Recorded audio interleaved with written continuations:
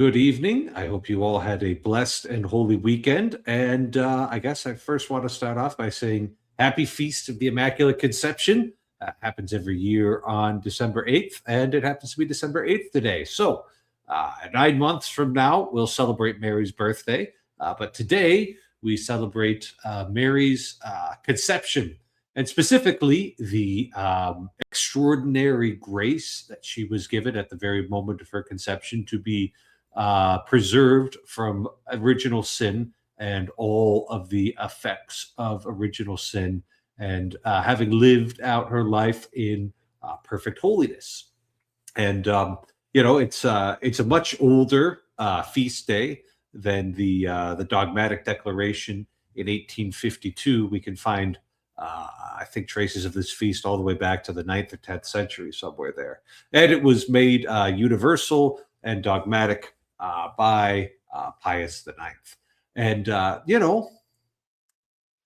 I've grown up with this feast day. I've grown up with it being a holy day of obligation. So it certainly seems normal to me. But, it could lead some people to asking why it is that we would celebrate this. Why is it that we would celebrate this grace and this gift from God?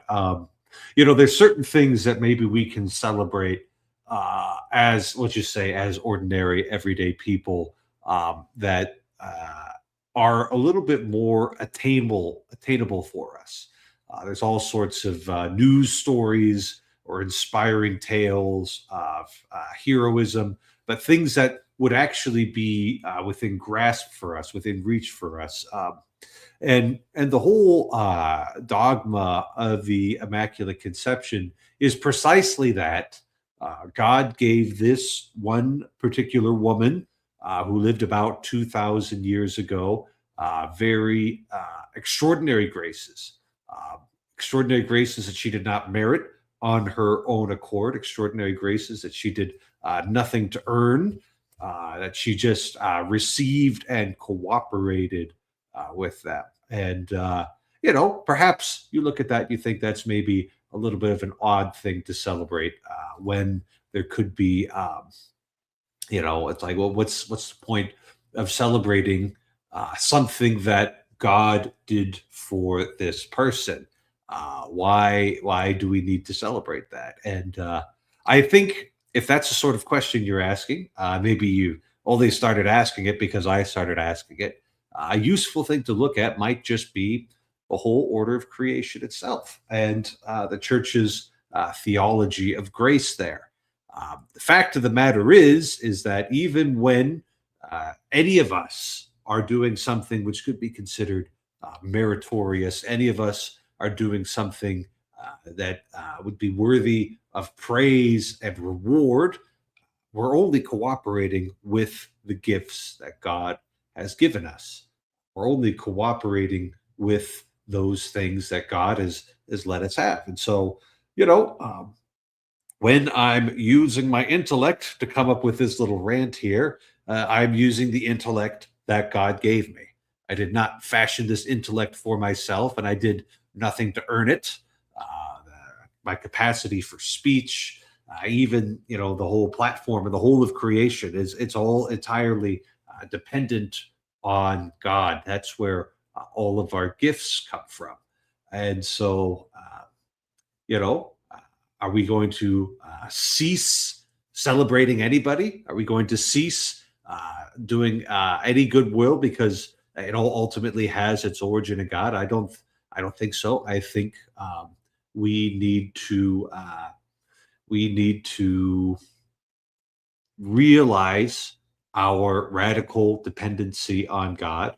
We need to realize the radical dependency on God of everything around us and everybody that we've ever known, and accept that. And we can actually, at that point, then rejoice in what God has created.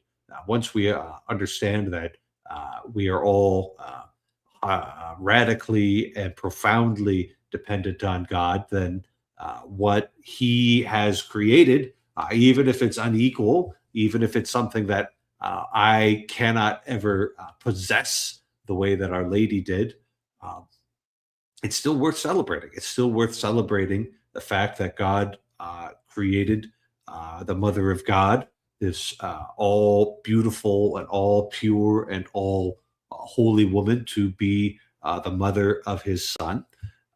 And we can look to that and we can celebrate that. So that's what I think we should do tonight, at least for this little bit of an opening rant here, is to just celebrate the works of God. Because everything that is worth celebrating is either one of the works of God or it is God himself. And everything else, well, doesn't need to be necessarily meditated on. So that's what I've got to say. Happy Feast of the Immaculate Conception. And we'll continue to ask Our Lady to pray and intercede for all of us watching this channel here. But I think I'm done, and I welcome somebody to come on and join me. Give praise to God for his gifts. Thank you. I appreciate that. Bishop had the Mass today, and I didn't get an opportunity to preach. So you all got to be my congregation today. Excellent. Thank you, Father. Yeah. Well, Mark, I don't think I've seen you since before Thanksgiving. Definitely have not. I had to go up north for Thanksgiving, and then we had to stay for a football game on a Monday night, and then we somewhat foolishly left on Tuesday, which was good because there was a storm, so we missed the storm, but also was bad because somebody was awful tired after going to, it was a late night football game. Right. So, as they usually are on the East Coast. Well, the Monday night games are not. And I didn't realize that, so planning was not optimal. But it was fine. Everything was fine. I was like, oh, that wasn't the right thing to do. You didn't die. You'll be okay. Everything was fine. Yeah, the trip back was good. The trip up was a mess. See, we hit DC at the wrong time. But likely only because of one car accident, to be a little fair. But also, it's not usually a mistake I make. So I was like, why didn't I take the other route? Why didn't I bypass the big cities? Why am I a Muppet? It's because you weren't preserved from beforehand from all stain of original sin by an extraordinary prevenient grace. So that's a lot of words. I like Muppet better. Well, sometimes I got to show up and let people know that I do know the words and I do know how to use the words, right? I know all the fancy words. So, yeah. Yeah, no, it was a Thanksgiving. Nothing drastic happened at Thanksgiving. It was a nice Thanksgiving. Good. Sometimes drastic things happen at Thanksgiving and it really ruins the turkey. Yeah. Yeah. Well, yeah, last year something drastic happened. So. And then you don't remember the turkey, do you? You remember the drastic things. Yeah, that's the only thing I have to remember is maybe not turkey, but apple cranberry pie. Yeah, it's pretty good. Would not eat that. We went to La Salette for the lights because that place is just so big. It's just huge. Beautiful lights. So yeah, that was fun. Got to see the Christmas lights. It was drizzling, so no one was there, so we could get right in. Plenty of parking. Yeah, people. When it's cold but dry, everyone's there. You can't get in. It takes forever. Mm-hmm. But now no one was there, so we just walked around in the drizzle, which wasn't so bad, and enjoyed all the lights they strung up, and it's pretty. It's always pretty. It's nice because that was a childhood thing. I didn't do it every year or anything, but like every once in a while, we'd drive all the way down there, sit in a long line for half an hour, 45 minutes, and then walk around, in the cold because it's New England in the winter. It's cold. So yeah, boy, it's probably going to be a very snowy one this year because every storm we get, we're passing off to New England, and yeah, there's another one blowing in tomorrow, which is probably going to have freezing rain. Perfect. Yeah, it's very strange. It's strange weather. We went to on Black Friday. I was like, oh, well, we can go to the outlets. We'll see, because we were like 2 miles from the outlets. We could probably could have walked there, which would have been a better choice. And then we're on our way there, and we're about halfway there. It's taking us a funny route. I'm like, why is it taking us this way instead of this quicker way? And I couldn't figure it out. And then Sarah's like, it says 41 minutes. And I'm like, but it's not, it wouldn't have been a 41-minute walk from where we started. Like, I don't, what are you talking? And I'm like, oh, okay. Oh, look, it's lunchtime. So we turned around and went to lunch. And then we get out of lunch and there's literally a blizzard.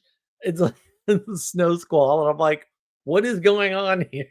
This is not. You've been in South Carolina too long. You're not accustomed to dealing with the changing weather patterns now. I was not expecting weak and soft. That. Yeah. It didn't stick or anything, but it was like it was a low visibility situation and everything. And I was like, oh, I remember this. This is why I'm in South Carolina now. What is this nonsense? I can't deal with this. I left for a reason. This was the reason.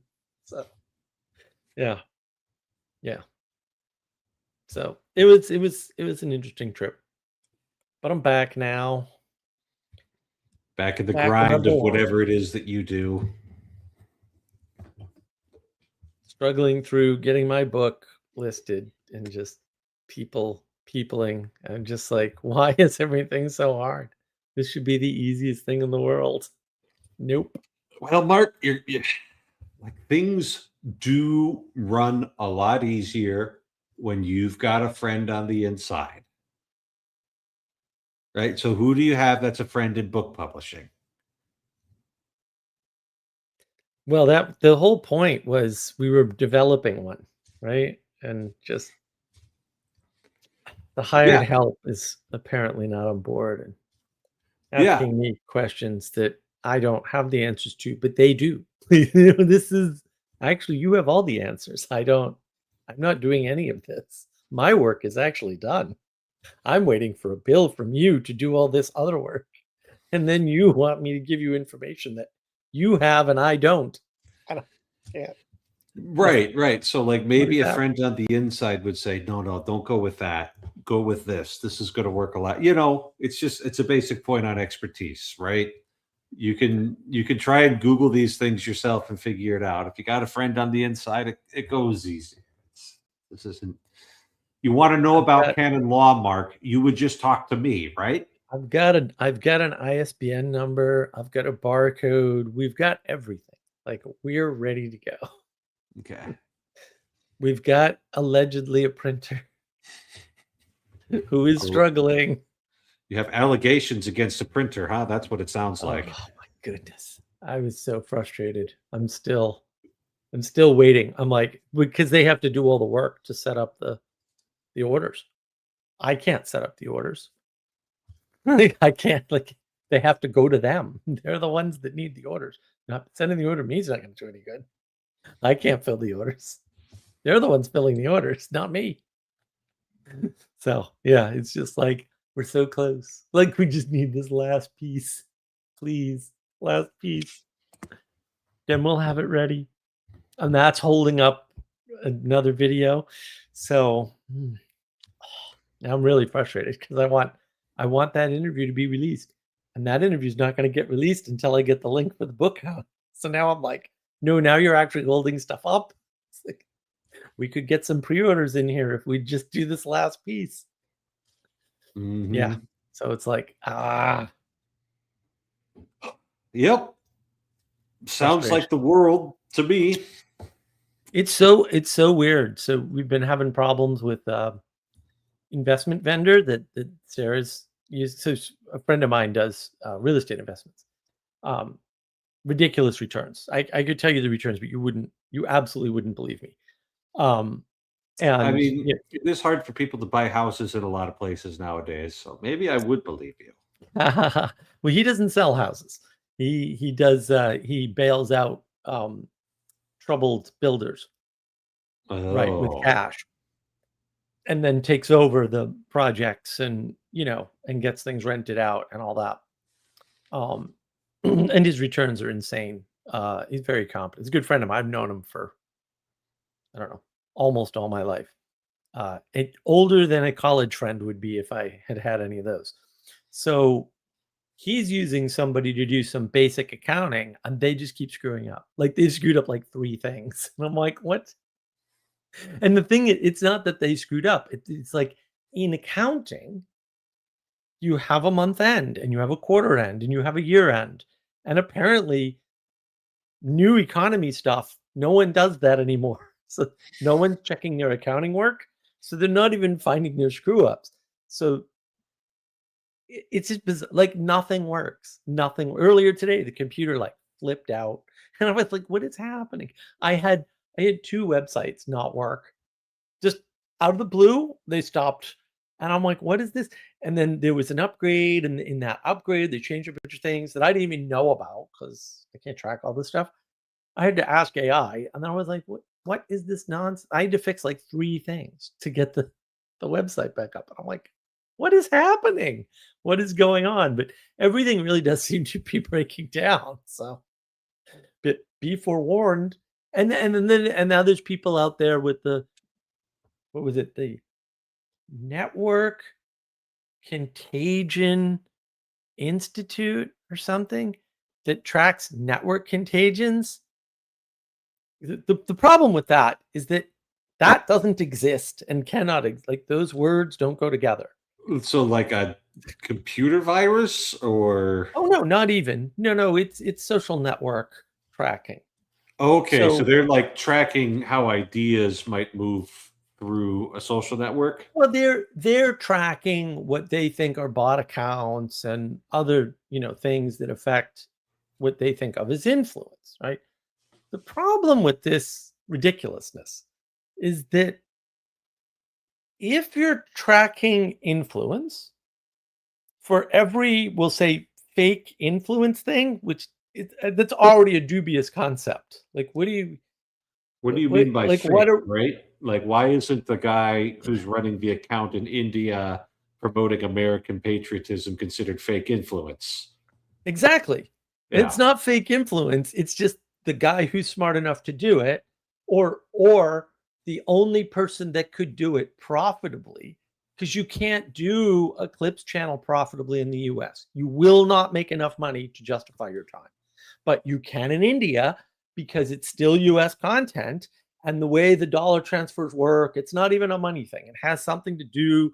I actually read this once, but it's so insignificant to me, I don't remember how it works. But basically, there's some kind of click value that it's a click value issue that changes with US content, because the vast majority of advertisers are in the US, and the US advertisers pay more money that, when you translate it into Indian dollars, is significant bump. It's not like a US dollar is worth so many rupees. It's that the dollar for dollar transfer of advertising dollars is completely different, because Indian people on the internet don't spend as much money as Indian people in the US. And therefore they're paying more for US clicks.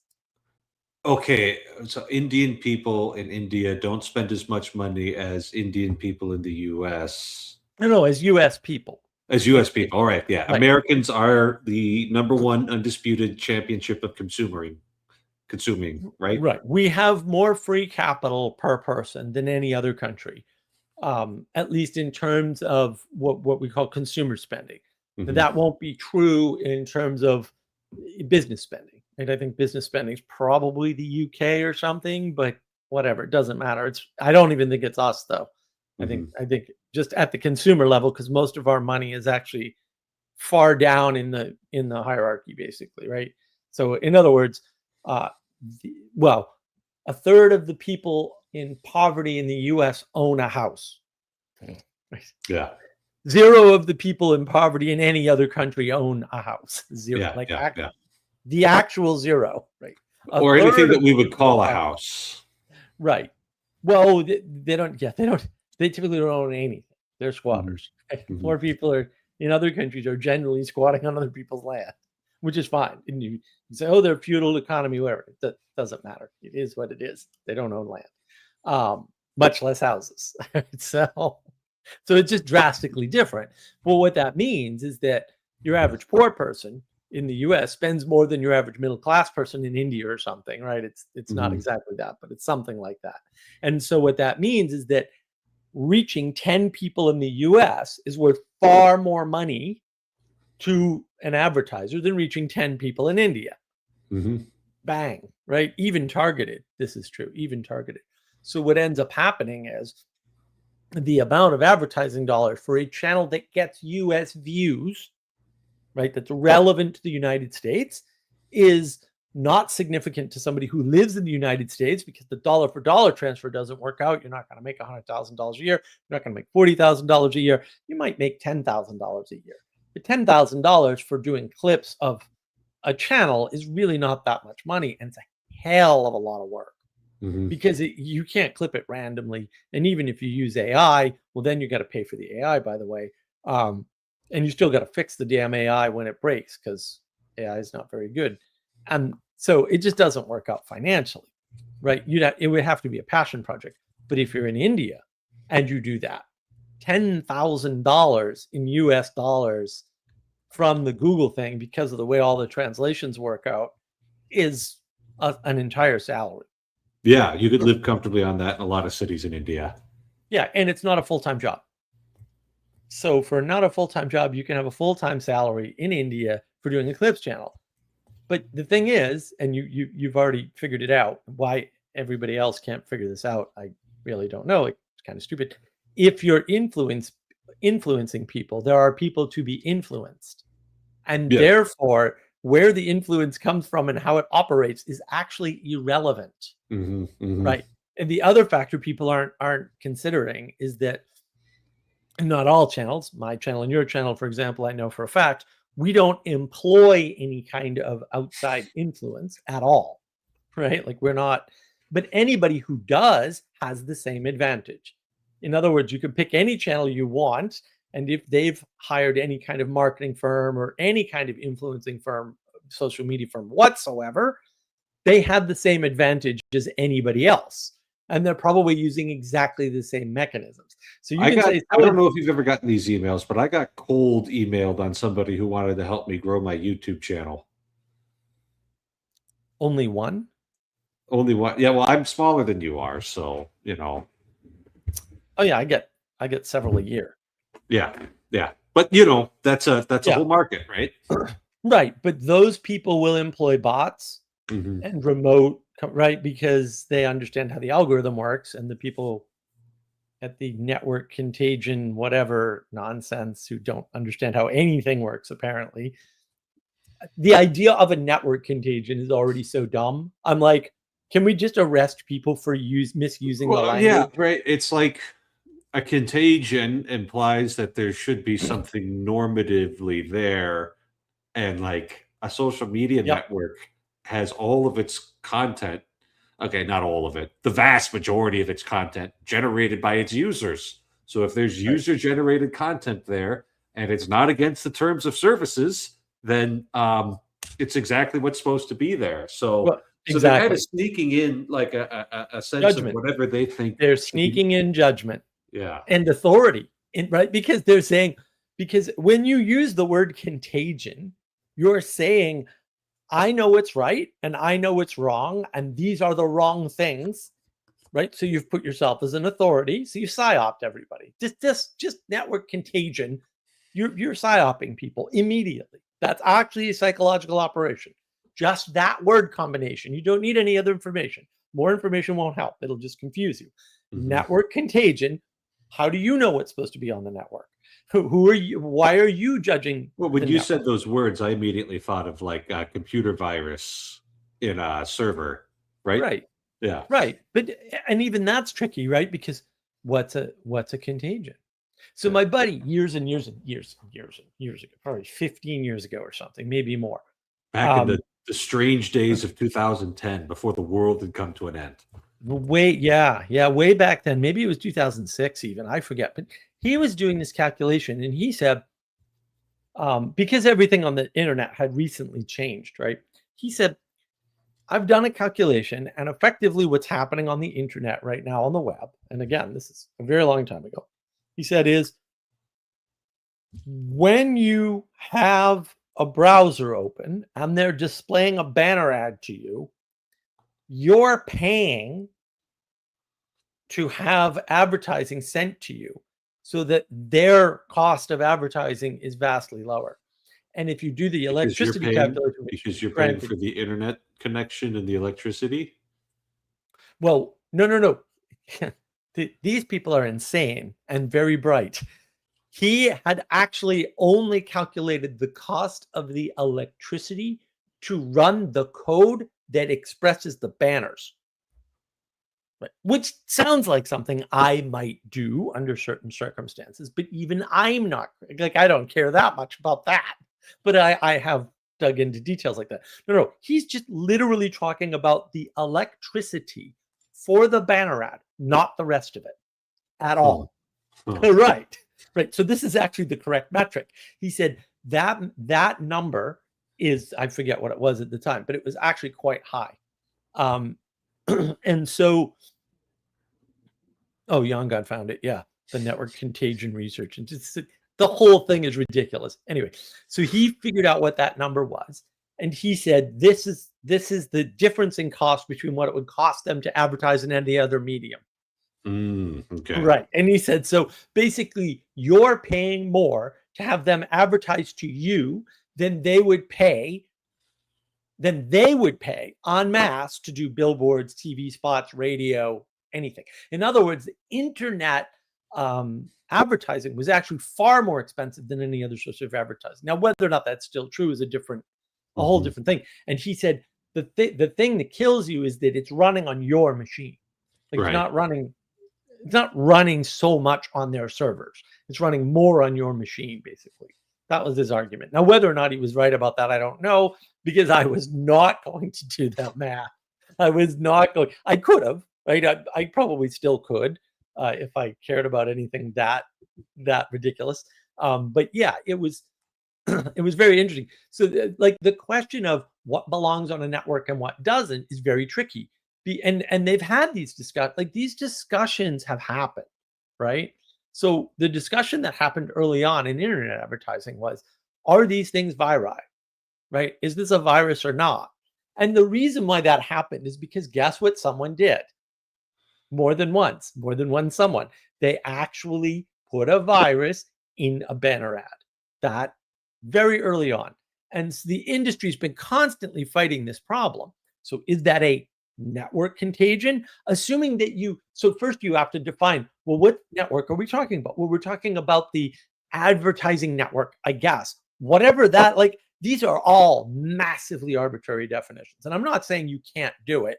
I'm saying that, boy, do you have to do a lot of defining before you can get down to this. So back then, there was you had to, if you wanted to do online banner ads, you had to buy from 7 vendors. So you typically buy from one vendor and they'd buy from 6 others, or, maybe you pick and choose a few, but it was actually 7 companies that you had to pay in some form to get one ad out, right? And then you'd get an advertising campaign and all this great stuff, and you'd be able to advertise on a bunch of different places, forums and Facebook and blah, right? So that's how the industry used to work. It's since compressed down, obviously, but it used to work that way. And there were some exceptions, like Google did it all, right? Or 90% of it or something. And so maybe it was Google and one other. Like, either you ran your own campaigns on Google, you paid somebody, right? But then those people would offer other advertising networks. And so what it ends up being is, okay, within that network, because that is a network, like, you can define that as a network. There's 7 vendors. Well, actually, no, I'm sorry. There were 38, 40 vendors, something like that. There were, but a relatively small number. It wasn't 1,000 or anything, or 100 or anything crazy. Those guys had a certain set type of content, because you could only buy, I think, 7 or 8 sizes of banners back in the day, and that was it. I don't think they have that now. I think it's 3. And then that's a well-defined network. We know where the stuff comes from. It comes from one of these companies, right? We know the chain that it follows, and then we know where it's delivered, right? And so that's reasonable to call that a network. But what's a contagion to that network? And you can say, well, a computer virus in all cases on a network is a contagion. That's fair enough. But beyond that, you got splaining to do. Like, you're really going to have to define a lot of stuff before we can get down to whether or not what you're even talking about is real. Because again, the influencers are influencing. If it's a person or a bot, it makes no difference to the outcome. And so then the question is, well, is that valid? And I would say, well, of course it's valid, because you can't tell the difference. Like, the outcome is the same. So on a network, what difference does it make? Yeah, Aristotle gives us the 3 parts of rhetoric, right? You've got logos, pathos, and ethos, right? So logos, that's the what you're saying, the fundamental core of your argument there. The pathos is how that might make you feel, what sort of response you're going to have to it. And ethos is the person who's saying it, right? So there could be some utility to pointing out, hey, look, I've got 4,000 replies to this one, tweet or whatever, that are all identical, and like these seem to be bots, Right. So sometimes that can affect somebody's reception of it. If you can knock that ethos part out there and say, this doesn't seem to have the same consensus that it appears to. But that might be useful information to give people. Yeah, but it doesn't affect anything. Right? In other words, when you do an advertising campaign online in particular, and maybe this is only true of online because you have so much more information, right, available to you. If you spend, say, $2,400 in the month to do advertising, and your return on investment is $30,000 or $40,000, which, if you don't believe my numbers, I actually know a guy in Colombia. I can hook you up if you want. That's regularly what he does, and I think those are approximately correct numbers. What difference does it make whether they're bots or not? The answer is it doesn't. And how do you determine bots? You can go on Market Wisdom Navigating Patterns, right? And you can look at my Mitchu Peugeot video, which he was so gracious enough to grant me some of his time and work something out with me. And you can see a bunch of trolls, and there are a bunch of trolls. And the thing is, are they bots? Because I can't tell. Right? There's no actual way to tell, right? On the receiving end, there's no way to tell. They all said almost the same thing, right? It's not, but it's all the same critique, right? Now, I don't think any of them are bots, actually, right? But clearly they didn't watch the video, or they all saw the same thing in the video, which is fine. But they look like bots. They look exactly like bots. Like, all the negative comments are actually the same comment. For real. And that's fine. Like, I don't, except for one where one guy did an actual critique where he said, here are the things I like, and here are the, right, very detailed too. It's a very long post. I'm very grateful for it. And I told him that, of course, right? These other guys were just, the host is doing this. And it's like, well, maybe, but I don't know why that would detract from the actual conversation, right? Like, your critique is invalid, but sure. Yeah, I guess it's true. It's just not relevant to anything. Who cares?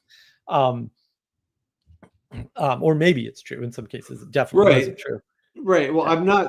I'm not coming to the defense of the Network Contagion Research Institute here, because everything you said about them using funny words, psyoping you, authority, all of that is basically correct. But it is interesting to be able to, like, both of us put our faces and our names out here on the internet. And one of the advantages of that is people could look up Father Eric Seitz, and they could see if I really am a Catholic priest. Pro tip, I am. But you can verify that, you can verify that. That would lead my arguments about Catholicism and canon law and lots of things that come up over and over again on this channel. A little bit more ethos, because you can know the person behind it. You can verify certain pieces of information that Right. are just publicly Right. available But, here. but Father, do you understand the problem with that? No one No, ever does that, ever. So sure, the yeah. idea that authenticity can be checked and therefore will be checked and therefore different from bots is a fundamentally flawed argument. And we know this for a certainty. So there's a guy, for example, named Michael Saylor. So if you look into Michael Saylor and his little Bitcoin scam, because he's running a Bitcoin scam, by the way, he's done that before. I cannot convince the Bitcoin boys that no, A, he's not doing what you think. B, he's screwing you and actually you. And also, he's involved in a bigger game with bigger players. And he's trying to win against them, and he doesn't even know you exist. But if they wipe him out, they'll wipe you out because you're following him. But he's actually run a financial scam before. I can't convince them of this, even though they could just look it up. They just look it up. This is always my argument, because I'm old enough to remember they told us that things would change when people had information in their hands. I now actually, for real, have all the information that I could possibly ever need to determine anything in my hand. Unfortunately, I also have a bunch of bad information that contradicts a bunch of the other information in my hand. That's problem number one. Problem number two is, and does nobody remember the "Let me Google that for you" website and that whole meme? I remember it, Mark. Well, there you go. Obviously this doesn't work, right? It flat out doesn't work. It's a nice theory, that it's a nice potential, it's a nice possibility, but it's not something that ever gets done. And that's the problem. When you separate the world, right, from a reality of what people will do, what they'll spend their time, energy, and attention on, what they'll physically engage in as an action. The drip feed of social media content is a lot more fun than research. Yep. Yeah. Well, and from what they think, right? Oh, I think that I should behave this way. I think that other people behave this way. I think that I think there's a thing called authenticity. Oh, really? Do you now? And how would you determine? Because you can just, I've been doing this for decades, so I'm just so familiar with these arguments. It's not even funny, right? I just go, well, how do you determine authenticity? And you would not believe the level of dumb that happens when you ask a question like that to people, right? Because they honestly believe their method of authenticity works. And usually I do it with people that I know, and I know they've been fooled. And I know they've done their authenticity research and still gotten fooled. So it doesn't work. It's not functional. And that's always the problem. Well, I wasn't claiming authenticity, just to be fair. I was actually claiming authority. So. Oh, yeah. No, I understand. But it's the same with authority, because we don't even know what a proper authority looks like. People are just taking it on faith that I'm actually a priest. The number of people who've actually gone through and looked me up, which would not be that hard to do. I just want to mention to Jan God that he has the world backwards. But if you think I'm not able to manipulate you and doing so right now, then your world is not what you think it is at all. Define manipulation. We'll just start there. When you're done figuring that one out, let me know. Yeah, I actually was listening to somebody today, and they were like, this guy was interviewing him, and he goes, what, how do we know we're under a PSYOP? And the guy actually gave the answer: you're under a PSYOP 24/7. And I was like, what good would that be if it were true? And the host handled it very well, even though he's not a terribly good interviewer, to be fair. But he handled it very, very well. And what he said was, yeah, but I mean a PSYOP as in an actual psychological operation. How do you know? And his revised answer was, oh, well, if you hear a bunch of, celebrities, for example, or influencers talking about the same thing. And I'm like, oh my goodness. So basically what you're saying is if people agree, it's a psyop. The guy doesn't know that that's the implication of what he's saying because he's retarded, effectively. Sorry, but also you got to be a little stupid not to figure out that agreement and people saying the same thing about a topic, those are the same description, right? The Immaculate Conception is a psyop confirmed. You got a whole bunch of Catholics talking about it all at the same time. You think that's a coincidence? I think not. It can't be a coincidence, right? So any true thing that a bunch of people witnessed, they'd all talk about the same way. Now that's a psyop, according to this guy. And like again, he doesn't know that that's what he's saying because he's not thinking correctly.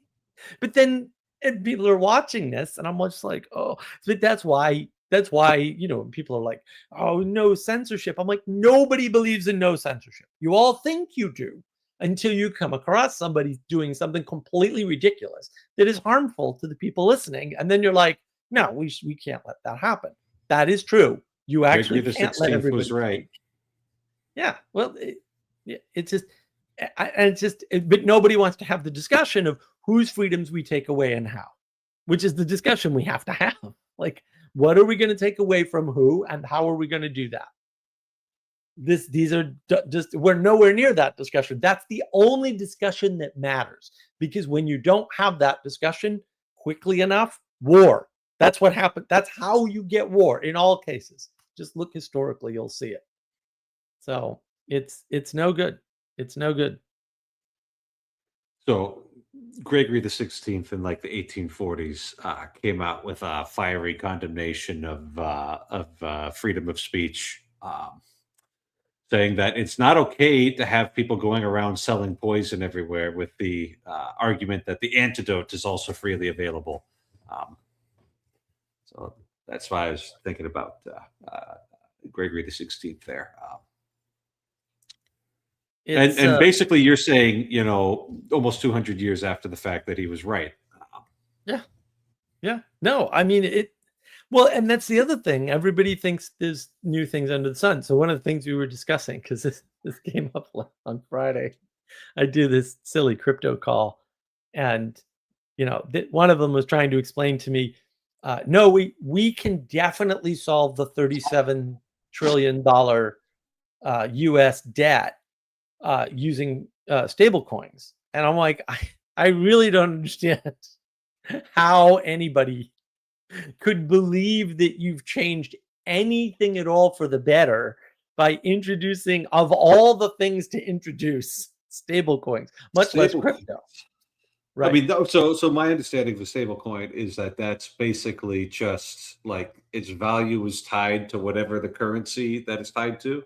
That's right. And so you could use that, if you so wanted, basically as a way to change your US dollars into a crypto-friendly format and do stuff with that.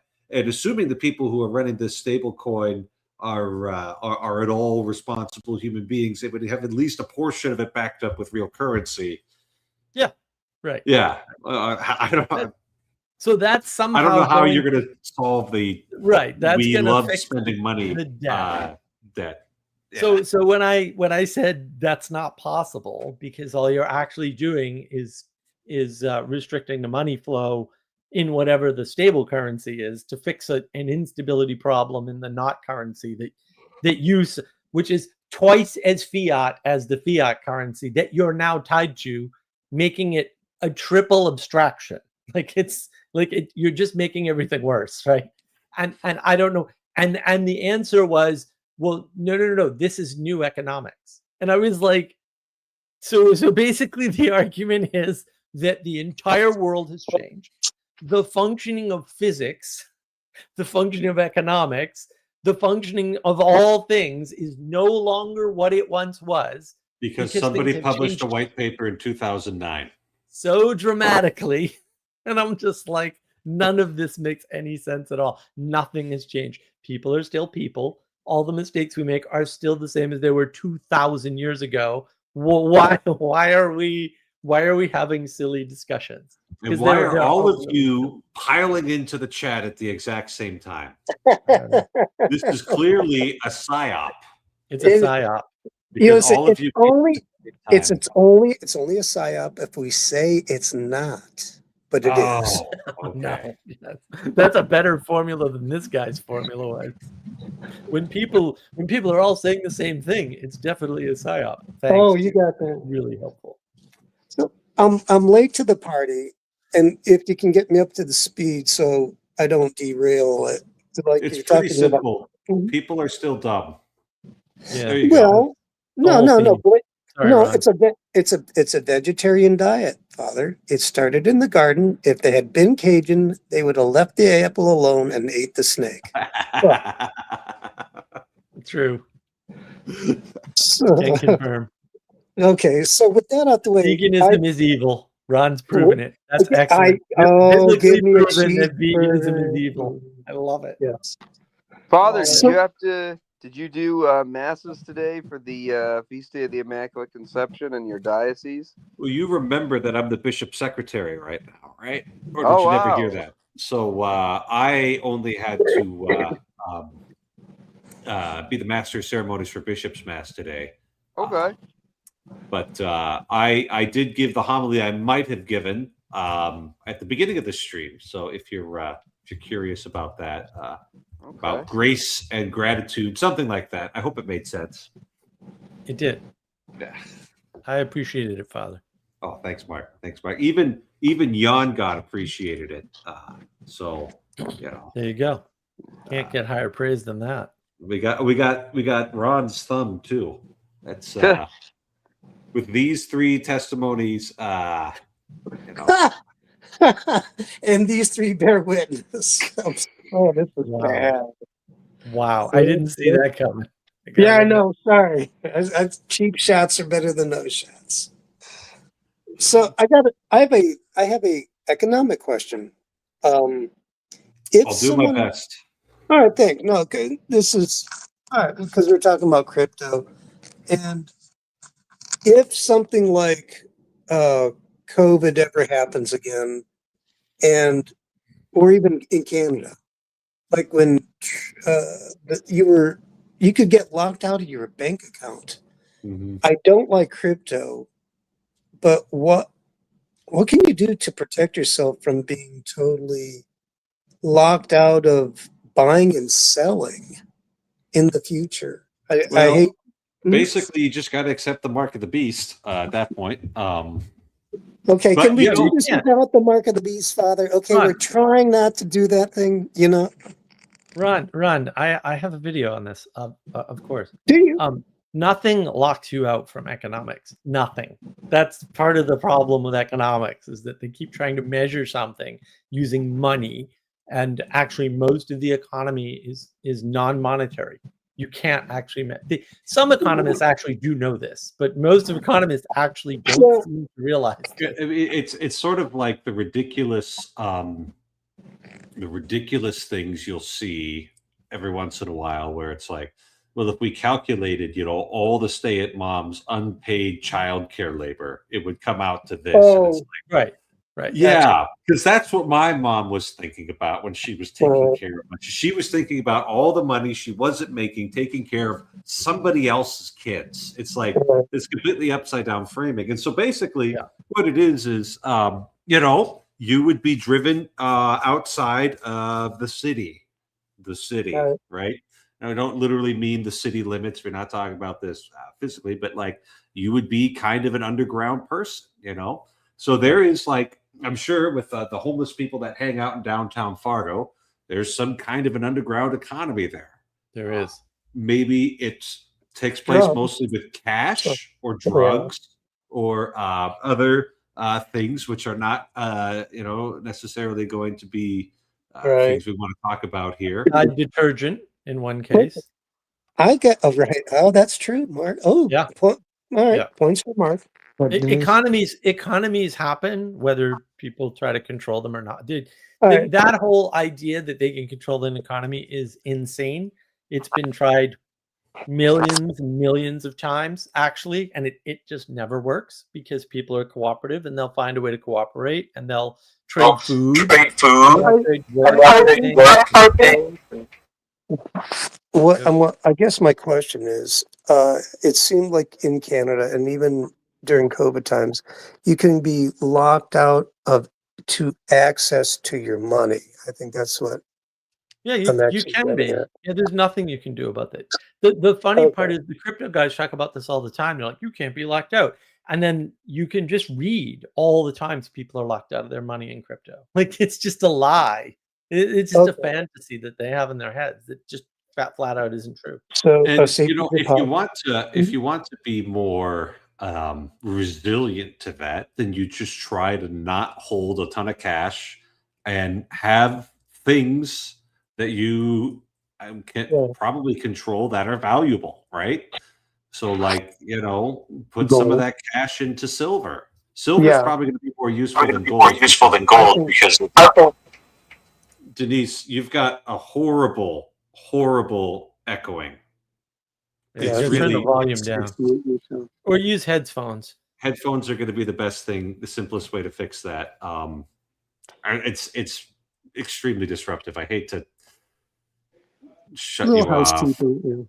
Yeah. Housekeeping. So, Father Sites, I have a question. Do you since this is the feast day of the Immaculate Conception, overall, from a systematic standpoint, do you prefer Thomism or Scotism? Thomism. I would agree with that. Yeah, I'm not sure how to connect your two statements together, but that's. But like, part of it's kind of unfair. It's just because when I was in seminary, I was taught by two very straightforward Thomists, and that's kind of all I know. And I don't feel adventurous enough to go exploring other theological systems. So I've got work to do. Scotism is a lot more niche. It's like internet apologists love it, but it's not like you go to seminary and people are going to be like, okay, here's a deep theological analysis of Blessed John Duns Scotus's view on uniquity of being or something like that. Yeah, and that's the thing. It's a sort of those sorts of things. That level of detailed analysis and like granular perception and all of that is really mostly suited for the universities. It's not like when you I hate to say the real world, but like when you're in pastoral ministry, the amount of time you need to spend with that level of detail and granularity is pretty small. So, and he left. So hopefully that didn't offend him by saying that the academy isn't the real world. Yeah, if I may, Father, I've heard of Scotism.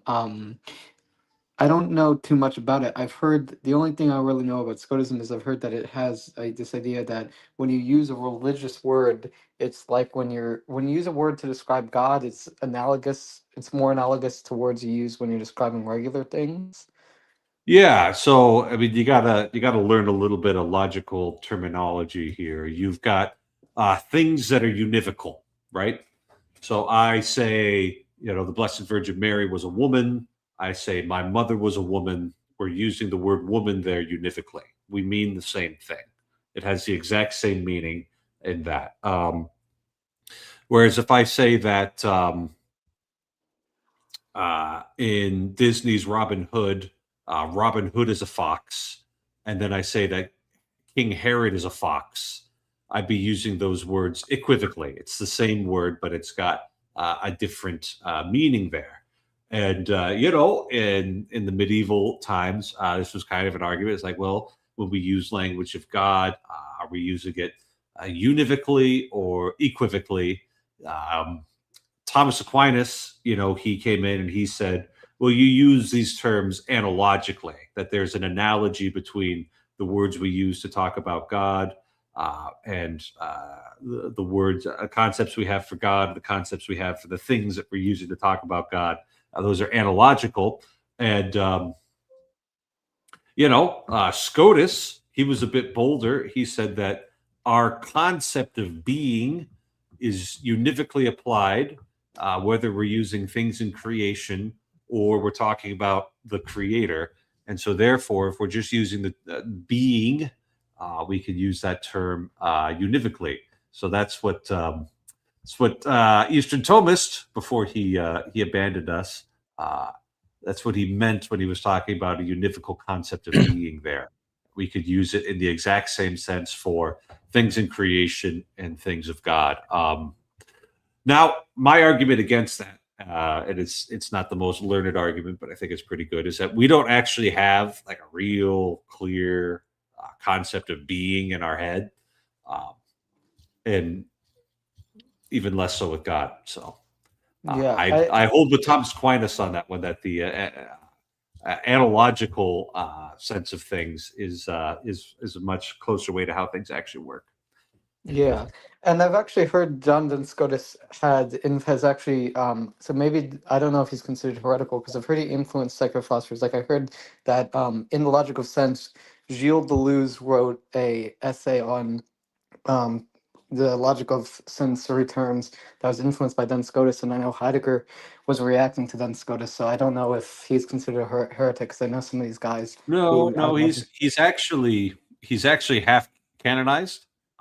So even though I disagree with his theological writings, he had an admirable devotion to Our Lady, and he wrote theological treatises in defense of the Immaculate Conception, and that was his at this level of analysis, the church usually doesn't wade in and call it heretical if it's not obviously heretical.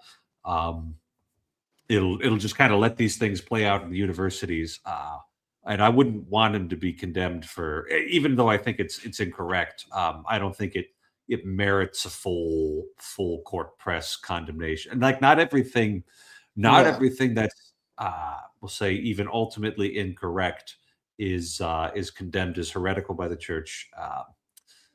So that's a useful thing to remember. But I do think that he was part of a unhelpful trend in scholasticism. Like from my point of view, and point of view, a lot of people, scholasticism kind of peaks with Thomas Aquinas. And that's the trouble with a peak, is that once you're past the peak, things start going downhill after that. So Thomas Aquinas being the peak, Scotus is a little bit later than him, and represents kind of this degenerating tendency to get a little too in love with their logical forms, their precision of language, these sorts of things, and kind of getting, it's like I don't think it's a mistake that nominalism became kind of a potent force in the theology of that time, because of the kind of the getting a little bit disconnected from the reality of things, getting a little bit too far off from the world in the universities. I think that was a tendency you see. And then when you play that out for a couple hundred years, you end up getting something practically unreadable, like the Disputationes Metaphysicae of Francisco Suarez, which is almost unreadable, just on account of how tortured the logic is and how like extremely precise the terminology is. And the way that you know that Francisco Suarez could never be a great theologian is that he wasn't good at preaching. Yeah. And everybody agrees that his homilies were bad. And I think if you can't put together like a halfway decent homily that anybody could understand, you're probably not a great theologian. Yeah. And sorry if I was implying he was heretical. I was just saying that if these postmodern existentialists are playing around with his ideas, maybe this represents a degenerating force. And you can't stop some of these postmodern types from playing with anything. So yeah. Well, it could be seen on X, postmodern feudalism. I Somebody actually suppose- wrote that. Like, it's available for the public to independently verify and validate. And I just couldn't. I was like, I was just at the point where, please, God, take me from this, whatever this is. Mark, If this Mark, isn't don't hell, leave without the sacraments. All right, I can't even. don't leave without the sacraments, Mark. It doesn't even matter if I have to live in a world where somebody can unironically tweet postmodern feudalism and believe that they're saying anything that could ever be made intelligible ever. Mark, Then if you leave the world without the sacraments, you will be on Twitter for all eternity. No, you will not be able to turn away from that. That will be your fine. ironic hell. Normal Twitter would be fine compared to that. That's your buddy too. So it's Catholics doing this. Listen, Mark. I am paid to have hope for the Catholics. Postmodern feudal. I just like are we just abandoning definitions entirely of words and using random what if words we rebranded it just to the feudalism of tomorrow? Right. See, that would have been clever and funny, but postmodern feudalism is just a bridge too far for me. Progressive feudalism brought to you by the postmoderns. Okay. Yeah. That's clever. Postmodern feudalism. Postmodern modernity. Postmodern is like, what are we doing? What are we doing? Postmodern's already a problem, but modern's already a problem. Well, because you can't use the word modern the way they're using it in a language, which is a little weird that no one notices that. And I'm kind of like, really? This is what we're not noticing? We're not noticing that saying modern and referring to something in a time period can't work because the word doesn't function that way. Nope. Nobody notices. Everyone's still modern and postmodern. And I'm like, postmodern is a second order abstraction you get from misusing a first order abstraction to describe something that isn't abstract. Good job. Like, it's like, I know, let's make the mistake worse. What are you doing? Yeah. Well, I mean, so to my understanding, there's like two types of Catholic theology. There's like, I would imagine there's like Kirill Wojtyla, right? There's like the modern Catholic theology, and then there's medieval Catholic theology. But I know, to my understanding, you prefer to stick with the old stuff, right? Oh, I think two is probably not the correct number. I think you could probably walk into a theology department with 10 professors and find about 12 or 13 different theologies in there. Probably. Just with the way that academics works. They categorize things by definition. They just create more categories. They never resolve anything because that's not the function of academia. The function of academia is to dissect and categorize, and that has its uses, but it also has huge limitations. Yeah. So I don't it's like John Paul II, Kirill Wojtyla, he had this mission where he wanted to bring Catholic theology into communication with the latest trends in continental philosophy. And as far as I can tell, he did that without selling the farm, right? So he was holding up traditional Catholic faith and morals, that there wasn't anything unbecoming to it. But to like, I heard one of the good Jesuits say this once, is like, to really understand John Paul II's theology of the body in like a deep and sophisticated way, you have to have read, Husserl, Heidegger, and Weber. And maybe I just don't want to read those guys. Yeah. Are there any Catholic theologians who are not heretical who've been influenced by like Deleuze and the French post-structural milieu? I suppose, yeah, it depends on what you mean by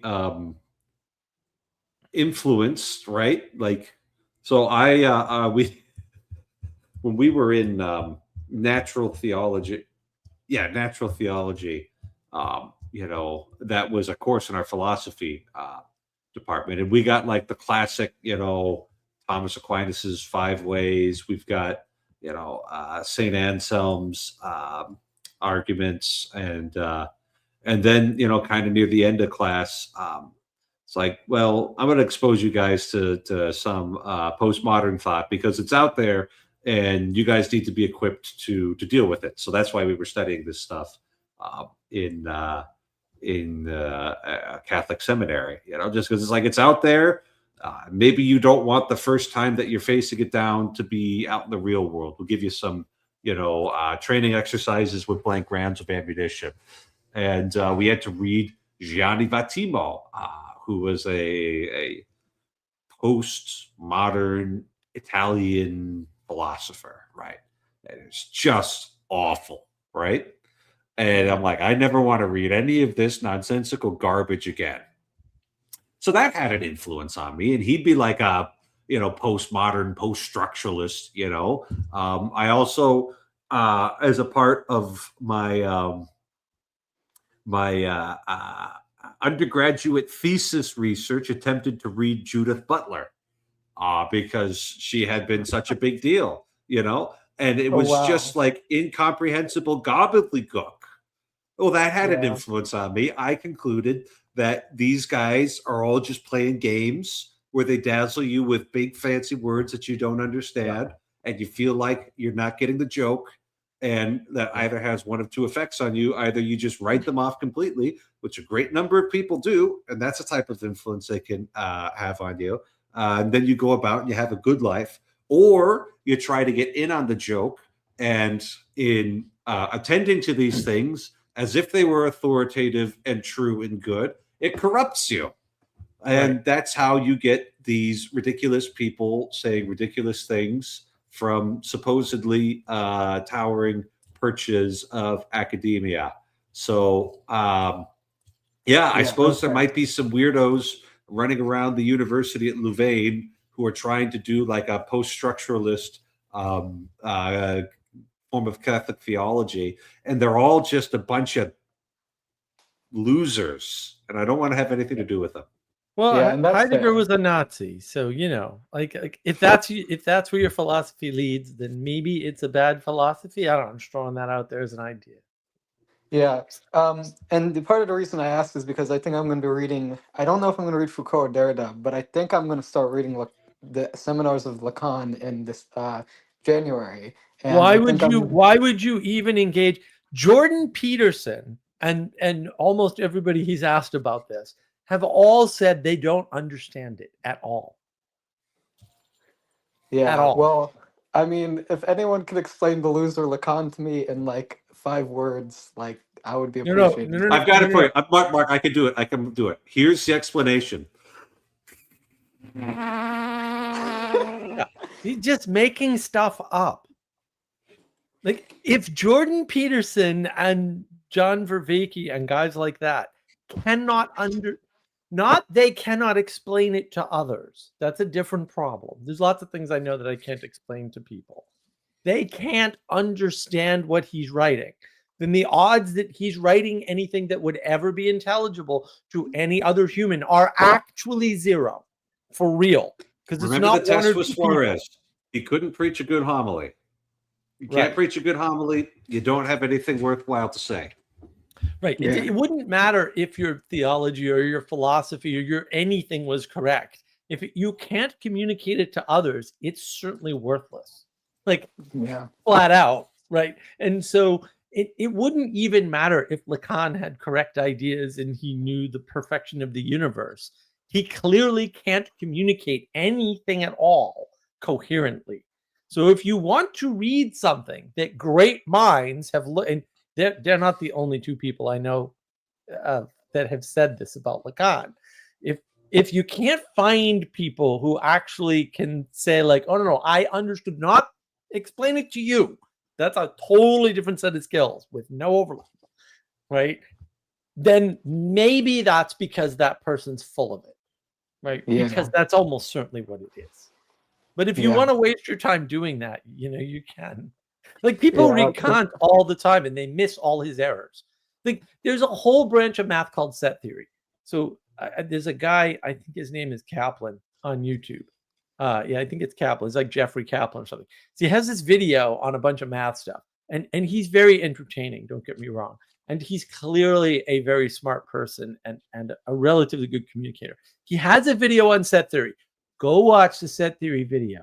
And if you don't find the 4 problems with the quote rules of set theory, then I don't know what to tell you, but you probably shouldn't be engaging in a lot of stuff, because set theory, as set out by the mathematicians, has so many obvious flaws that they run into immediately. Like that Kaplan video will show you the errors.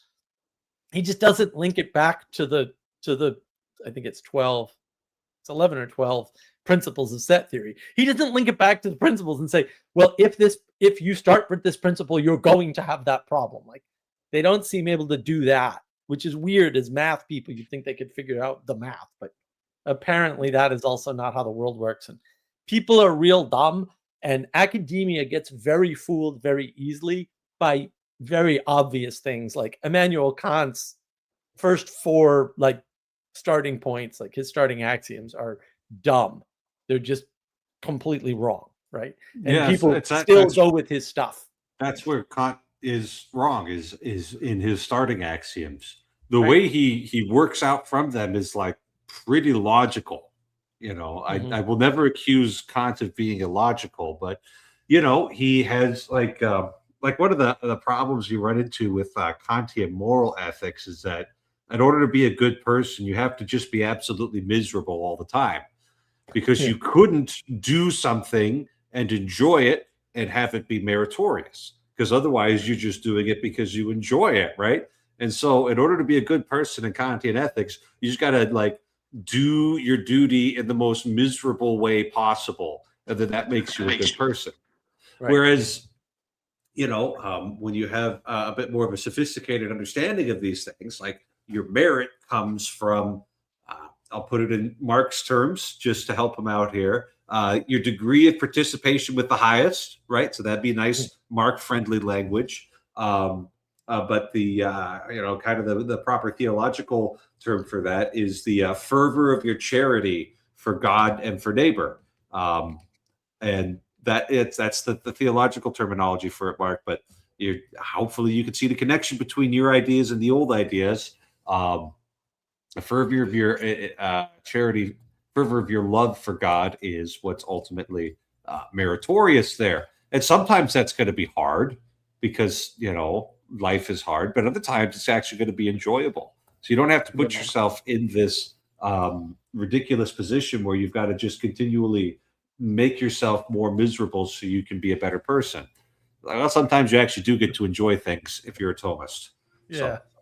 Yeah, that makes sense. And I understand that a lot of modern philosophy is corrupt, but the reason I was specifically interested in them is because I'm interested in the intersection between philosophy and psychology. And I think it's good to go to fundamental first principles when you're dealing with psychological questions. But I don't know of if there's a good like Thomistic like synthesis with psychology. Well, yeah, I think there are people doing that kind of work there. Now, Thomistic psychology, as it's called, the study of the soul, it's got very interesting ways that it works, because it's actually organized outside in. So you either, like when it talks about something like love, you at least perceive something good. And that's where, the passion of love would come from, would be from the perception of good.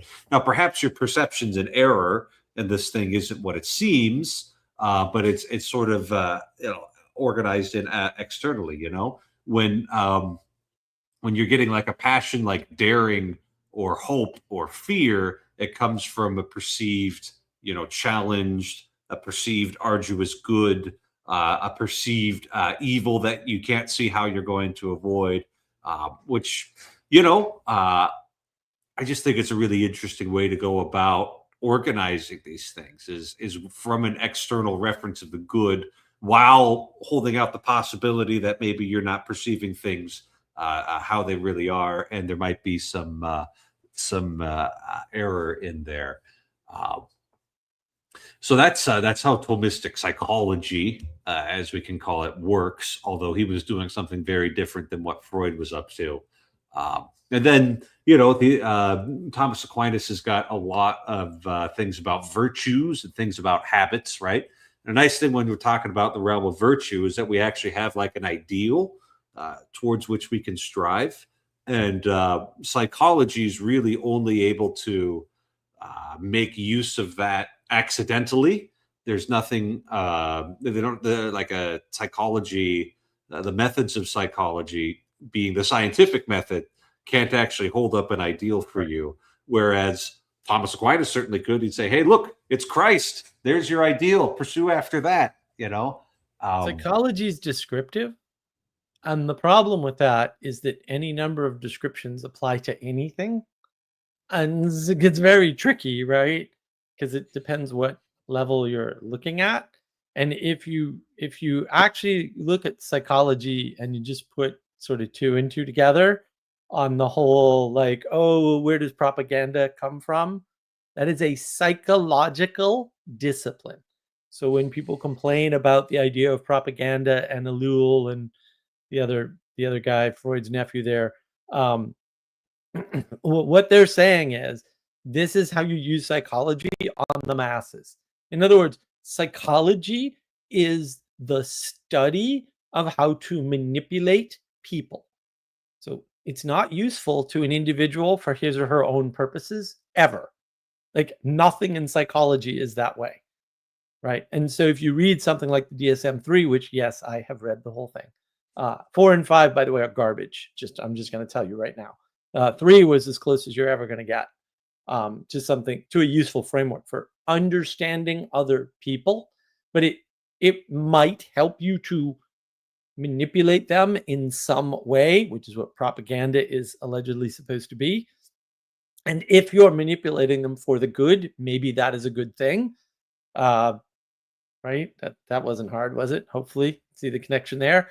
But other than that, it has no purpose. Like you're not going to self-psychologize. That's not a thing that you can do.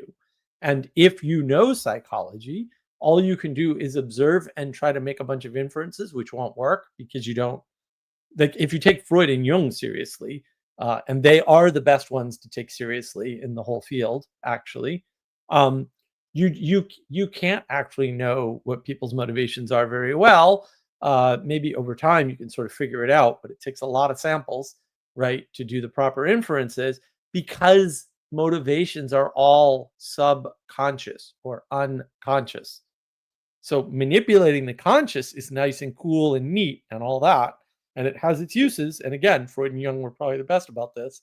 But beyond that, we're not talking about a useful tool in the world.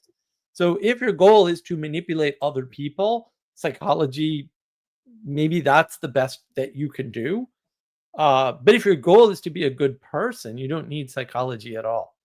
So my recommendation would just be a good person and then not sidetrack trying to learn goofy psychology stuff. Because I made that mistake and it just turns out to be useless. Okay, that makes sense. So the problem with psychology is that because basically the benefits you can get from psychology you can get elsewhere from in terms of being a good person. So you got to understand, Kirk, psychology's benefits are to the practitioner or the psychologist to convey to a patient. If you are not seeing patients, psychology as designed, like its telos, its purpose, doesn't exist. So if you're not seeing patients, if you're not conducting therapy, there's absolutely no point in learning any psychology because it will not help you. Now, you can always make the argument that, oh, I have a loved one or what. And the way I got involved in some of this, although I learned a bunch of it way before this, was when I was quite young, I had a girlfriend and she was somehow able to lie to me. Now, twice people have been able to lie to me and I haven't been able to sense it. Doesn't mean I know what they were lying about or how badly they were lying. I'm just saying I can always tell when something's up. I had a very good intuitive sense of the world. She was able to reliably lie to me about things.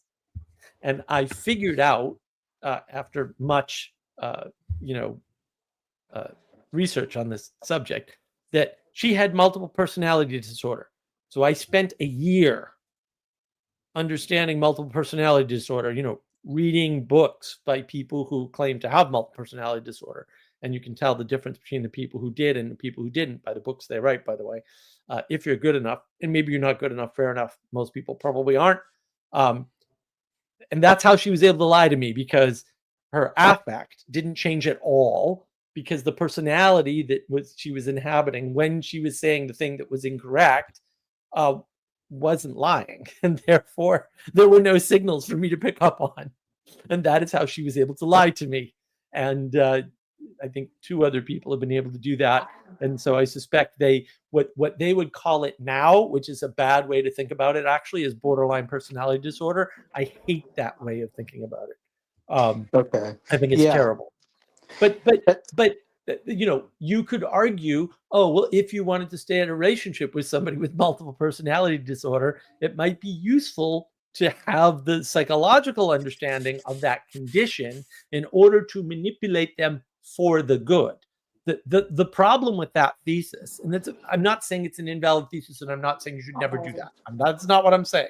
What I'm saying is the problem with that thesis is you can do that without psychology too, and it's just a lot less work. So it's up to you, right? Do you want to do more work or less work? I'm a less work kind of guy. I wasn't when I was young because I didn't know any better, but now I do, and I'm conveying to you as somebody who's done this and knows better, don't do that. It's a waste of time. That You makes can sense. get all of the benefits by following the advice at the bottom of the screen. Yeah. Go to mass, go to confession, pray the rosary, and don't skip leg day. Will probably do you more good than 1,000 books on psychology. So that's just what I think, of course. But this is my YouTube channel. So, and I think you're making a fair point, Mark. It's just the reason that I've become interested in the French code structures from you is because the way he was describing it is that Lacan's psychological theory is all about ending teleology. It's all about basically autonomy. And so, boy, you're going to get both of us to hate that a lot, aren't you? Both of us are super about final cause. Yeah, I mean, that's ridiculous. Let me put it this way. Telos already happened. I don't know, like that's the telos. I mean, this is Aristotle's insight that everybody seems to, for some reason, not understand. That is the thing that happened first in all cases. First in order of intention, first in order of intention, last in order of execution. Execution, right? And the final cause is always contained inside of the efficient cause. Yeah. How else could it work? And once I oh man, when I figured that out by being taught by somebody wiser than me, the correct way to figure these things out, not some weird, unnatural autodidacticism. It was so satisfying to just I felt changed when that insight was granted to me. That yes, of course, the end point of the change was already present when the change began. Yeah, that makes sense. And anybody who would like deny that, or even worse, try to destroy it, is just destroying things. They are literally just destroying things. They can't do anything else. It's creation denial, right? The fact that you were born, right? Or actually, sorry, the fact that you were conceived, to be completely correct about this, totally precise and accurate, means that that the created order was already here, right? For you to be conceived within. And therefore, teleology or telos as such has already, it's already here. And you're already part of it. And to try to separate yourself from that is illogical, irrational, and unreasonable, also absurd and silly and ridiculous, and also not an option. And that's how you get Gnosticism And haven't we had too much of that? Yeah. Well, the what you're saying makes sense because I've heard. I was recently seeing an interview between John Vervaeke and the biologist Michael Levin, and he was saying that the biological research indicates that all decision, like the even the way the body is structured and or develops, is teleological. It's to Yeah, self-regulate the body for Well, propagation. it's about time right. that these scientists are catching up to Aristotle. You know, I they're know. doing such a good job. Like, doesn't it just warm your heart to see It's them? I'm so happy that they all claim to have read Aristotle, and now they're rediscovering Aristotle through the most painful and torturous means that could possibly be devised. And then people go, well, what is hell really? And I just point them to Michael Levitt and I say, this guy is creating hell right here, right now. Yeah, yeah. He's got a little bit of that like mad scientist vibe to him. Well, I don't. How would you know, Father, that he was a mad scientist? Was it the I want to be able to reconstruct biology any way I choose at any time on my Yeah, whim? Was yeah. is that the line that clued you in? Because it's effectively what he said, and I was like, if that was my goal, I wouldn't be dumb enough to admit it on on a video. But apparently, Michael Levin, not the brightest bulb in the tree, because I was Well, like, I wouldn't admit that. I mean, I might be that way, but I'm not going to tell anybody. yeah. He doesn't seem to have supervillain level funding, so you know that's No, something. That's this something we is a can plot. celebrate. He's not a multi-trillionaire, so he can't implement that goal as well. I couldn't believe, and his whole standard of, one child with a defect is, impossible and we need to eradicate that. And I'm like, wow, I'm glad you're not playing God too much. Oh wait, never mind. uh what a ridiculous, he's such a clown. It just cracks me up.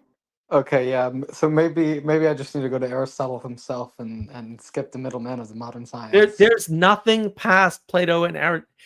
Serious, like people get all upset at me. I'm like, no, seriously, go talk to the philosophy departments, right? They will tell you most of them. There's a debate, because there's always debate with philosophers. What else do they have to do all day? They're useless, right? Everything is footnotes to Plato. Yes, that's true. If everything is footnotes to Plato, though, that means there is no philosophy after Plato. And I would argue Aristotle too, just because he does add something to the equation at some point. Like he sheds light on the telos problem that's created by the forms, which he doesn't disagree with, by the way. Yeah, and that's not necessarily a bad thing. Like you can just help fill in the gaps, because the works of Plato are about that thick. Works of Plato and Aristotle maybe about that thick. Yeah. So they've got everything that you need in seed form there for a coherent worldview. But you might need to do some practical applications of it and bring that wisdom to a particular situation there, and that's actually a really useful contribution for the people who get to benefit from it. So it's okay to it's okay that none of us get to have the position that Our Lady does, right? She has the position, and we just get to be a part of the same organization, same organism, the mystical body of Christ. And just being a part of something that great should just be good enough. So like, don't take it as a knock that you're not like part of Plato and Aristotle's advantage that none of us could possibly match is they just got there first. Right? Like you can't compete with that. I mean, even Nietzsche and Heidegger, I mean, Nietzsche was far too arrogant to be believed, but even they give you the sense that they knew that they hadn't overtaken Plato at all. Heidegger says it explicitly. Nietzsche says, well, I feel like Plato's, looking over my shoulder. It's like, that's because you're still stuck with him being right and you not being right.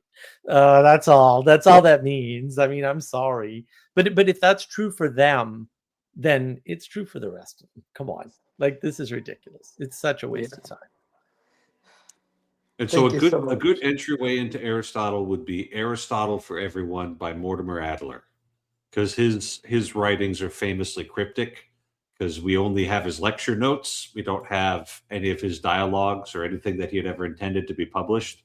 So you can put together what he's talking about, but it's really not fun. And going through a little bit of secondary literature before you get to the primary sources might do you some good, especially with Aristotle. Plato, a little easier to get at. We have his dialogues. He intended for other people to read this, so it works a little better. I wondered if Plato's followers are the ones that destroyed all of Aristotle's papers. Because that was the famous argument between them, is not about, we'll say, core philosophical differences. If anybody tells you that, they don't know what they're talking about. That's actually false. Their core argument was over what should be taught at all and what should be written down. Like, that was the argument. Like, maybe we should teach this stuff, but never write it down ever. And that was the core argument. So it always makes me wonder, like, maybe that's why Aristotle stuff doesn't survive and we still have Plato's Republic, because the followers of Plato thought Plato was right. Whether he was or not is kind of irrelevant. We'll never know. And made sure that the Aristotle stuff that shouldn't be written down wasn't perpetuated. No one ever thinks about these things, by the way, but actually, that's the more interesting. There's an interesting philosophical question. Lots of philosophical questions are irrelevant. That's actually the more interesting one. It's very Matrix, right? It's very Matrix. Would you have knocked the vase over if I hadn't told you about it? Yes, that's a better question. These are good philosophical questions. Yeah, I mean, I don't know much about what you're talking about in terms of Levin talking about reconstructing the biological thing, but I'm just glad to see teleology back in the science departments. Heck yeah, baby, we're here for it. I don't think it really is. I think they're once again doing their little hand wavy BS because they've been exposed, right? All of science has been exposed with the replication crisis and with the I am the science and the mask wearing, which was always just a flat out fraud, right? It was a lie. There's no scientific data to back it up, but all the scientific data says, no, you shouldn't do this.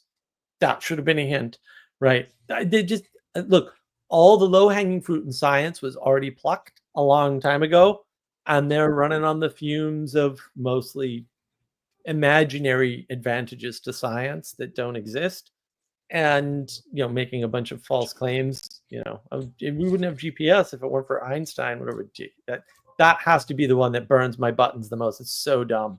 It's so contradicted by actual evidence that we have, and that's the problem. Like, they have nowhere to go, and so now they're trying to stitch together the things that they need to be relevant, when in fact, like, all the low-hanging fruit is done, and maybe there's sure discoveries to be made, but there's way too many people trying to make tiny discoveries in a field that's been stale for years. I mean, particle physics famously hasn't moved in like 70 years. Nothing's changed, and they keep, we're going to have new particles any day now, and then all those particle physics. Sabine Hassenfelder talks about this.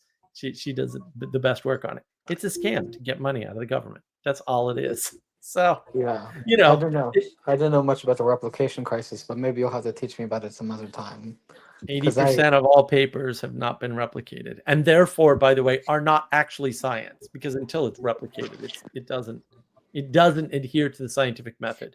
In other words, if the propositions you've written down can't be used to duplicate or replicate the experiment, then we're not even talking about science anymore. We're just talking about a fantasy paper that you wrote. Yeah. Although I will say one scientific theory which has been replicated is the idea that humans need 8 hours of sleep a night. Yes, and I've got about 25 minutes before we need to start talking about that. But if you need to go, Kirk, you certainly, especially as a young man yourself, that sleep's very important for you. But I'm going to keep this going just a little bit longer here. Excellent, Father. I appreciate that. Okay, yeah. I'll stay. I wasn't saying that. I need to go bed. I Okay. was just. It just sounded like one of my transitions, which is fine. You're learning from the best here, you know. True. Is learning from the master of ending live streams. Gracefully. That can be your claim to fame, Father. You know, sometimes the live streams didn't start off great, but they always ended well, you know. Exactly. So I like the way you start your live streams, though. I like that formula. Where did you get that formula from, Father? Where do you think you get that formula from? I can't remember. So it's basically Vanderklay's format, ultimately. That's who I stole it from. Just starting off with a little rant and then inviting people on. I mean, he stole it from the Catholics, to be fair, because Protestants stole everything from the Catholics. But yeah, no, it's basically that's the pattern we're all following. You know, because it's a good pattern. Like, oh, these are the ideas I want to explore. I'll just talk about them, and then he didn't in the beginning obviously bring people on, but he did in some ways, right? Because usually he you know, a lot of times he'd talk about a video and then he'd bring the video into the frame. I'm like, oh, this is actually kind of clever. You know, and he had, like, he knew what he was doing, right? He always talks about the Consciousness Congress, and right, and that's why when he heard Vervaeke's distributed cognition, it gelled for him, right? And I always thought that was clever. But that it's basically an adaptation of the homily, right? Only it's far more interactive. And of course you intuited that because you're like in that. But actually, yeah, Vanderklay is, you know, I'm sure he's not the only, he might not be the first, but that's certainly who I saw that I was copying when I do my Friday live. It's interesting though that they would flip the order of it around, right? Right, because like in a Catholic liturgy, you've got the thing you're going to comment on, and then the guy who's talking about it, which leaves a space for people to like have their own thoughts about it initially, and then Father comes on and talks about what he's thinking about. Whereas with the Vanderklay format that you're pointing at right now, he gives like, so here's what's going on in my head right now. We're going to pull in this clip from John Vervaeke, you know. What else? What else is inverted? He's not wearing a collar. I don't know. No, everything's inverted. Everything. Right, because people go to church, right, to seek the authority, and so they're already in a frame. When you're on YouTube, you're not in a frame. You're searching for a frame. So you give the frame up front in the video. Like if you watch the like how to be popular on YouTube videos, which I do engage in far more frequently than maybe I should even, because I already know all these silly tricks anyway. And they're not invalid or anything. I don't mean to denigrate them. They're certainly valuable. But like, no, you state up front what you're going to do. Why? Because people aren't coming with a presupposition of authority. They can't, right? Until they've engaged with your content, and then things may change a bit, right? But that's actually not relevant because it's not a higher authority. And so it does, like, nothing works the same. It's actually inverted, right? So that's why that's an inversion. That's actually the correct answer online. And I think Paul hit on it pretty nicely, actually. I think he did a really good job with it. I'm not sure it's still the right answer or effective, or I don't even know if he's doing the same sorts of things anymore, because I haven't really engaged with many of his videos lately. But that pattern, that's the pattern that works for this type of audience in this medium. And there's probably no better way to do that than to start with the initial ideas and then bring things into the conversation, whether they're actual people, right, or there's something. It's like I was on Paul Vanderklay's first live stream, right? So I happened to be there, so I was like, oh, I was following Paul pretty closely back then, right? And so it wasn't any different than when he did his video commentaries. And I've never watched a single one of his Peterson commentaries for very good reasons.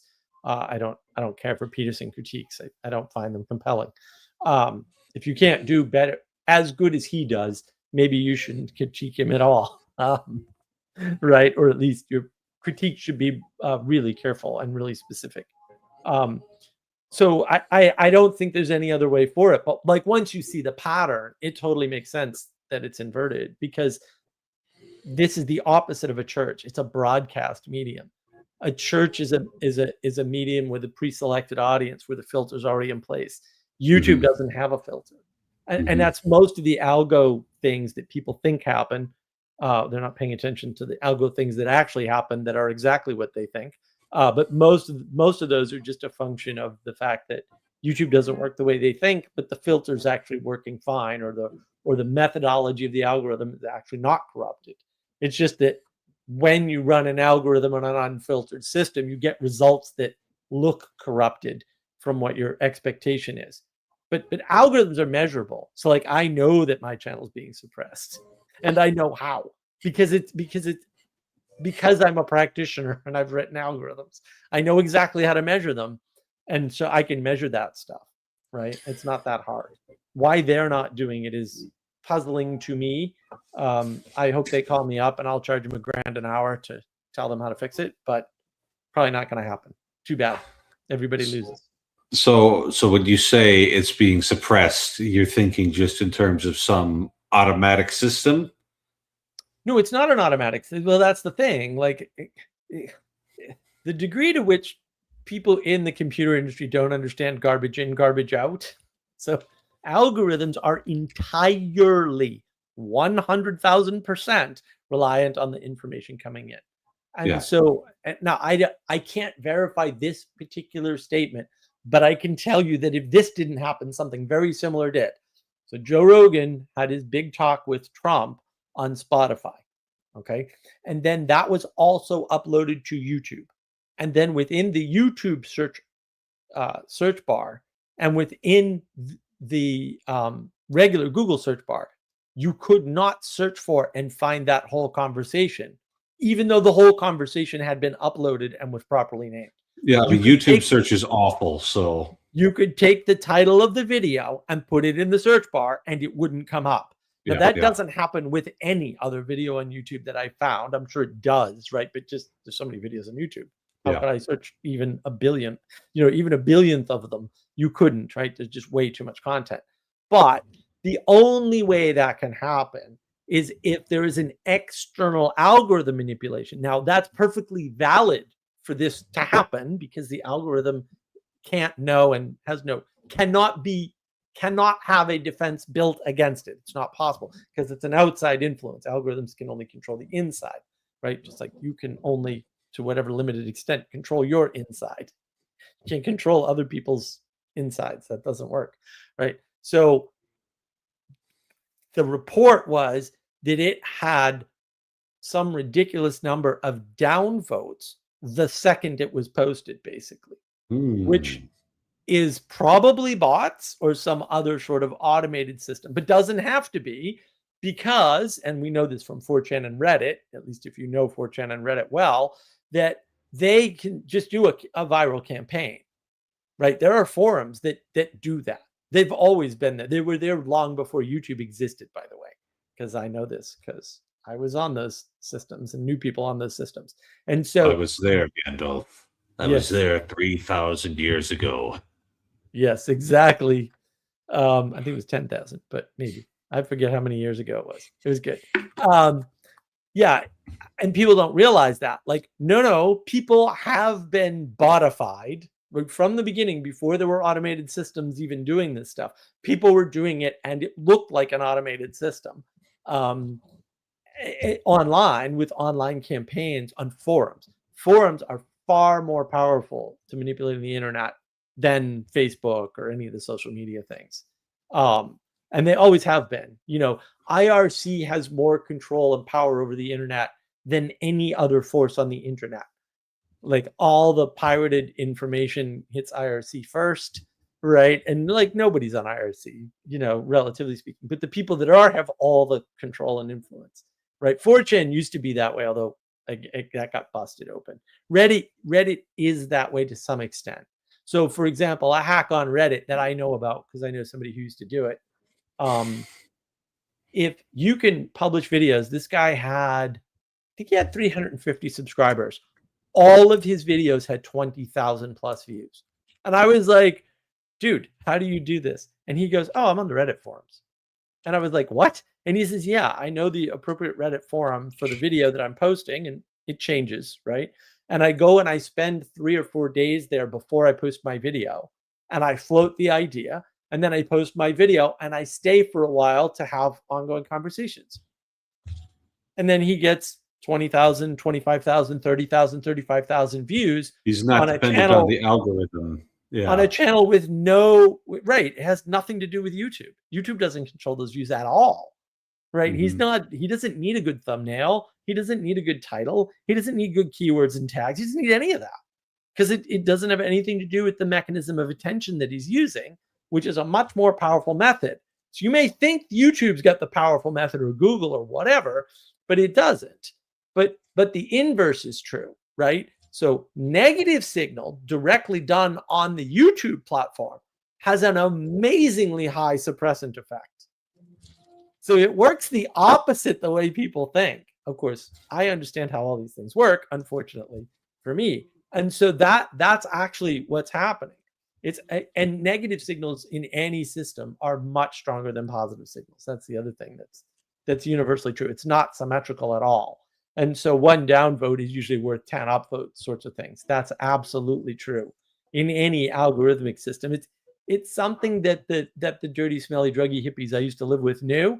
So they were doing that to manipulate the large networks to get their TV shows more seasons. And it worked, actually, right? Because back then, I think one letter was, if you wrote a letter to a studio, it was worth 100 people or something in their math, or maybe it was more, maybe it was 1,000. I forget the metric. Yeah, but of every 1,000 people who might think this, only one of them's going to write a letter. Exactly. And that was, mostly kind of true in a system where no one knew they were using a system. But the minute somebody knows that system, now they can game it. Yeah, and this is why forbidden knowledge is important. The world runs on forbidden knowledge. If you keep revealing things, you just break the world. That's all that ever happens. You just break things because you allow people to, quote, game the system, right? and then the system doesn't work anymore, or it gets corrupted. It still carries on, but it carries on corrupted, and then no one notices for a very long time, usually, because it takes a long time to suss this out. Like Google still doesn't seem to understand what happened with the Trump-Rogan conversation, because it's very simple for them to find and fix this. And if they found and fixed it, it would retroactively fix a bunch of channels on YouTube they know nothing about. And they could do that with a simple script, by the way, which I'd be happy to write for them. Of course, I'd charge them a hell of a lot of money for that, because I think I could write it in 3 hours. And I'd have to charge them for about 6 months worth of work at least. It's one of those, I know how to do this and you clearly don't, and therefore this is valuable, so you have to pay me a lot of money. But yeah, I mean, and that's the thing, like that would clean up YouTube overnight. Just that one, like looking at that one video. It's looking at, everybody clearly would have wanted to see this video, Donald Trump and Joe Rogan talking right before the election. And I think at Spotify, it did big numbers, right? Like that was huge. Spotify was very happy to collect the money there. Right. But you couldn't find it on YouTube. And so you're saying that there was a targeted thumbs down campaign on it, and that was the report. That was your report. Okay, so you don't have a verified on there, but you think it's a probable. So the person that reported it, and there was only one person that I saw report it, said they talked to somebody inside who had access to look at these things externally, because I can see my downvotes, but you can't see my downvotes, right? That's right. For a couple of years or whatever on YouTube. And he said, this is what happened. And because he's on the inside, he also can figure out when it happened. He said, no, it happened like right after it was posted, sort of thing. And so like one trick that you can use, and I don't know why they're not using this, is every downvote on a video that happens in the first minute of the video should just go away, because you didn't watch the video. How are you judging the content? No one does this. No one does this in the electronic systems. Why? I don't know. It's an easy fix, right? It's an Right. easy And then thing to even prevent fraud. like even if you're on the Steam review page, right? You can see, oh, this person's played this game for 7 hours and they're giving a negative review, Yep. and it's like, Yep. okay, well, 7 hours is long enough to figure out a video game. Yep. In theory, you could figure it out, so like that kind of information can, I've always wondered, like, there's got to be a way to, especially with large language models, like just tracking people's useful contributions to things, and then just You can. yeah, I like You don't even need LLMs. There's like simple math things you can do. there are probably even simpler ways to solve it, Yeah. but I'm Yeah. a complicated man, so I'm going to find the most complicated way to solve all my That's things. not the most complicated. That's the easiest for someone like you to solve it. Oh, okay. Like if I cool. had to solve that problem, I know which algorithms, oh, okay, well we could take the total time and the view time and use an SVM, right? And then figure out from that, right, these points, and then that So it would might be difficult to build, but fairly simple for a computer to execute. exactly. Yeah. Whereas the LLMs are just more expensive ways of doing that ultimately. Yeah. But they have better user interface. Like one of the things people don't realize about AI, it's a way awesome user interface. It's just like texting, your crazy friend who sometimes just tells you to eat rocks and mix some glue in with your pizza sauce. Sometimes It's- and sometimes it knows that some retard at Ubuntu changed a bunch of kernel parameters, and that when you actually upgrade your Ubuntu system, the reason the network no longer works in any rational way that you've ever seen as a senior network engineer with 35 years of experience is because you need to set these esoteric kernel settings that have never needed to be set before in order for the network to work in a sane way, as happened today to me. And so So tonight, the feast of Our Lady, the feast of the Immaculate Conception, I raise a glass to you, network administrators, for keeping all of this stuff running and only getting attention when things go wrong. Tonight is your night to shine. Our Lady smiles upon the good work that you've done. So someone's got to hold it all together. Yeah, it's sort of remarkable too how tenuous it is, and how a lot of the people now don't know anything about how the system actually works. And that's the buffer bloats story. You can look up buffer bloat. That's a fascinating story. I was not right when it happened, but right after, shortly after it happened, I was reading the blog that he was doing in real time to troubleshoot that, and how the best techs in networking at the time couldn't figure it out. And here's this graybeard from the 80s calling on the other guys who wrote the original TCP/IP protocol, and he's fixing it in like 2 weeks. And I was like, man, I wish I could be that good at anything ever. Like, no one else could even find the problem. They were never going to fix it. They were never going to know how to get into the TCP/IP protocol suite and like change that code in a way that didn't also break everything. yeah. But and this guy who hadn't touched that code in like 30 freaking years or some ridiculous time frame just came in, grabbed the original source code, fixed it, and issued a patch in like a couple of weeks, or maybe it was less. I forget. Yeah, those guys are just super geniuses. Like that, they don't have equivalents, right? And we'll say they might be generational geniuses. That might be what that is. Right. And it's like if you've built something, you have a certain understanding of it that you can't really get from a book. Because Yeah. you had to be the one Right. to like figure out all of the problems and the way that you were going to solve it. All knowledge is experiential. Can't get Yeah. knowledge from a book. I have a whole video on it. That video has a bunch of downvotes. And actually, I have a newer video that has more downvotes that was, shockingly unexpected to me that video would have more downvotes than my books don't convey knowledge video. And I found it really funny because it's basically my comp sci versus cog sci video where I make the argument that comp sci knows more about intelligence than comp sci than ComSci by a large margin. They've been working on the problem longer, to be fair to ComSci. So that has a surprising number of downvotes for such a what I would call a non-controversial topic. But Well, apparently there's a lot of CogSci people out there who are very upset. yeah, I mean, wasn't Alan Turing, the founder of ComSci, one of the first guys to theorize about intelligence? Yeah, exactly.